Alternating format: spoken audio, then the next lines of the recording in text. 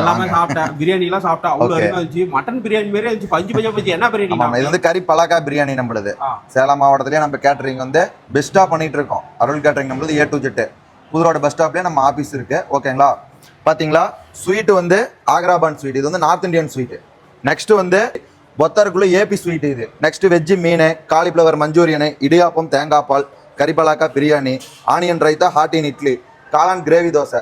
காளான் கிரேவி தோசைங்கிறது வந்து காளானில் வந்து ஆனியன் வந்து அதிகமாக போட்டு ஸ்வீட்டு கொஞ்சம் கொடுத்து அது நல்லா டேஸ்ட் நல்லா இருக்கும். காளான் கிரேவி நல்லா எசன்ஸில் லைவ்லேயே நம்ம கொடுத்துட்ருக்கோம் நம்ம இது. நெக்ஸ்ட் வந்து முருங்கை சாம்பார், ருமாலி ரொட்டி, அதுக்கு சன்னா மசாலா, மாதுளை தயிர் சாதம். ஓகேங்களா? அடுத்தது வந்து தேங்காய் சட்னி, கார சட்னி, மாஞ்சி ஊறுகாய், சாதம், மிளகு ரசம். நெக்ஸ்ட் வந்து ஐஸ்கிரீம், பீடா, பஞ்சு மிட்டாய், பாப்கார்ன், சாலட். இதெல்லாம் பார்த்தீங்கன்னா லைவ்லேயே நம்ம எல்லாமே கொடுத்துட்ருப்போம். எல்லாமே ஸ்டால் 5 ஸ்டால் வரிசையாக போட்டிருக்கோம். சாப்பிட்ட உடனே நம்ம கை வாஷ் பண்ணிட்டு லைனாக இது எல்லாமே வரிசையாக சாப்பிட்ருக்கோம்.